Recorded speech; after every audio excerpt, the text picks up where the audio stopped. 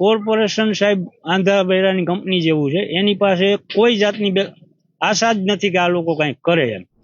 બનાવ બનવામાં એવું હતું કે એ ઘરે આવતા હતા સવારે 6 વાગે અને મેઇન રોડ ઉપરથી આવતા હતા. અહીંયા ડ્રેનેજનું ઢાંકણું ખુલ્લું હતું, એ પડી ગયા. પછી એમના સામેવાળા કિશોરસિંહને એ મને બોલાવવા આવ્યો, ભાઈ આવી રીતે ભાઈ ડ્રેનેજમાં ઢાંકણાના હિસાબે પડી ગયા છે, તમે આવો. એટલે પછી હું ત્યાં ગયો.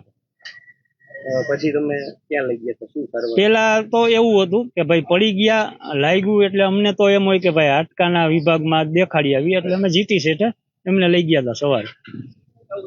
પછી શું એમને થયું?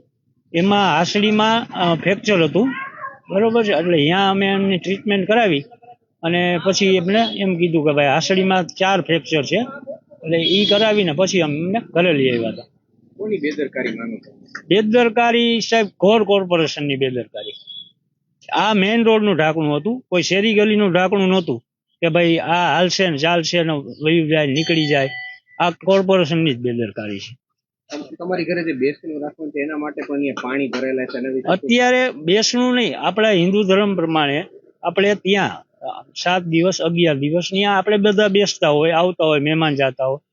ત્યાં પણ અત્યારે મંડપ નખાય એમ નથી. મેઇન રોડ ઉપર જ મકાન છે, ત્યાં પણ મંડપ નખાય એમ નથી. ગટરનું પાણી નીકળે છે, પ્લસ પાણી ભરેલું છે. એટલે ત્યાં પણ અત્યારે એ જ પોઝિશન છે. કોર્પોરેશન પાસે ન્યાયની અપેક્ષા કોઈ જાતની. કોર્પોરેશન સાહેબ આંધા બૈરાની કંપની જેવું છે, એની પાસે કોઈ જાતની આશા જ નથી કે આ લોકો કંઈક કરે એમ. અન્ય વિસ્તારમાં તમારી આસપાસમાં આ જ સમસ્યા? બધે તમે અહીંથી લઈ અને નાણાવટી ચોક છે, રામાપીર ચોક છે, ગમે એ રોડ ઉપર નીકળશો એટલે તમને ખાડા, ગટરના ઢાંકણા ખુલ્લા, નહીં બેરિકેટિંગ, આ જ જોવા મળશે સાહેબ. વોર્ડ નંબર 1 ગાંધીગ્રામ વિસ્તાર અક્ષરનગર મેઇન રોડ ઉપર થોડા દિવસ પહેલા આ અકસ્માત થયો હતો, જેમાં ડ્રેનેજની જે ઢાંકણાની ફ્રેમ છે એ તૂટી ગઈ હતી અને ગંભીર અકસ્માત થયો. અને કાલે 12/9 રોજ એ ઈજાગ્રસ્તનું મૃત્યુ પણ થયું છે, જે ખરેખર દુઃખદ સમાચાર છે. ડ્રેનેજ અધિકારીઓને તેમજ વોર્ડ ઓફિસરોને અને ડીએમસી કક્ષા સુધીના આજે તાત્કાલિક ધોરણે મેં સૂચના આપેલી છે કે જાહેર માર્ગ ઉપર કે શેરીની અંદર ચોમાસા દરમિયાન જ્યારે કુંડી નબળી પડી ગઈ હોય અને એના ઢાંકણા તૂટી ગયા હોય, તેની ફ્રેમ નબળી પડી ગઈ હોય, તો તાત્કાલિક એને બદલાવી કે જેથી કરીને આવા કોઈ ગંભીર અકસ્માત અને જાનહાનિ ન થાય. સ્વાભાવિક રીતે વરસાદ ખૂબ જોશથી પાણી આવતું હોય ત્યારે ડ્રેનેજના પાણીનો નિકાલ કરવા, વરસાદી પાણીનો રોડ ઉપરનો નિકાલ કરવા માટે ઘણી વખત ડ્રેનેજના ઢાંકણા છે એ ખોલવામાં આવે છે. પાણી ઉતરી જાય પછી ઢાંકણાને ઘણી જગ્યાએ અમે પણ જોઈ છે કે એને બંધ કરતા ભૂલી ગયા હોય છે. અને આવા અકસ્માત ત્યારે થાય છે ક્યારે કે જ્યારે સ્ટ્રીટ લાઇટ હોય છતાં પણ આપણને એનો પ્રકાશ ત્યાં પડતો નથી અને એ ખાડાની અંદર કોઈ માણસ ચાલે છે કે વાહન લઈને નીકળે છે, ત્યારે આવા અકસ્માત સર્જાતા હોય છે. કાંઈક ગંભીર બાબત છે, તેની પણ વોર્ડની અંદર સૂચના આપેલી છે. અને 3 સિટી એન્જિનિયરને આજે બોલાવી અને તાત્કાલિક ધોરણે દરેક વિસ્તારની અંદર ક્યાંય પણ જો આવું કાચું કામ હોય તો તેને તાત્કાલિક ધોરણે નવી ફ્રેમ મુકાવી અને ડ્રેનેજનું ઢાંકણું છે એ વ્યવસ્થિત રીતે પેક કરાવવું. અત્યારે વોર્ડ નંબર 1 ની અંદર આ ગંભીર પ્રશ્ન છે, ત્યારે વોર્ડ ઓફિસરને પણ સૂચના આપેલી છે કે આખા વોર્ડની અંદર ક્યાંય પણ જો આવી ફરિયાદો હોય અને તાત્કાલિક ધોરણે એનો નિકાલ કરવો. કોઈ જ્યારે ફરિયાદ ઓનલાઈન કરેલી હોય અને એનો ફરિયાદથી નિકાલ ન થયો હોય તો તાત્કાલિક ધોરણે દરેક વોર્ડની અંદર આ ડ્રેનેજના ઢાંકણાની ફરિયાદ જે પણ આવેલી છે એનો તાત્કાલિક ધોરણે નિકાલ કરાવો.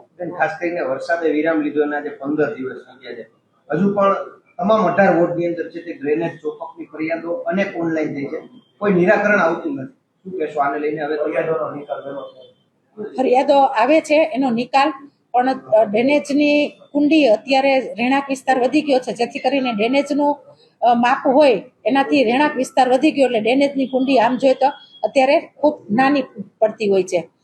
છતાં અધિકારીઓને જેટ મશીન લઈ અને તાત્કાલિક સળિયેથી જો આ કામ નીકળતું ન હોય તો મશીન દ્વારા પણ તાત્કાલિક ધોરણે આને કરાવવું કે જેથી કરીને અત્યારે રોગચાળાની પણ સિઝન એટલી બધી વિફરેલી હોય છે કે ચિકનગુનિયા, મચ્છરના જે ઉપદ્રવો છે એના લીધે પણ મેલેરિયા જેવા ગંભીર રોગો થતા હોય છે, એ ન થાય અને વોર્ડની અંદર સઘન સફાઈ પણ થાય દવા પણ છંટકાય અને વોર્ડમાં ફોગિંગ પણ થાય. એટલે મેલેરિયા વિભાગ દ્વારા અને ડોક્ટરની ટીમ દ્વારા પણ તાત્કાલિક ધોરણે આ 2 દિવસ અગાઉ પણ સૂચના આપેલી છે. બેન, ખાસ તો કોર્પોરેટરનો સીધો સંપર્ક લોકો સાથે હોય છે.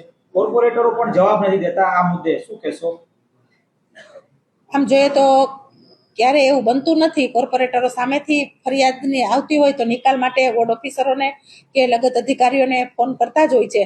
પણ આવું જ્યારે બનતું હોય ત્યારે સ્વાભાવિક છે, મિટિંગ જ્યારે થશે ત્યારે અમે કોર્પોરેટરને પણ સાથે રાખીને આ બાબતમાં કહેશું કે જે ભાઈ ક્યાંય વિસ્તારમાં આપની ફરિયાદ જ્યારે કોઈ કરતા હોય તો એનો ફોન રિસીવ કરવો અને જે પણ કાંઈ ફરિયાદ હોય તો આપણા વોર્ડન લગત ફરિયાદમાં તાત્કાલિક નિકાલ થાય અને પબ્લિક હેરાન ન થાય તે પણ સાવચેતી રાખે.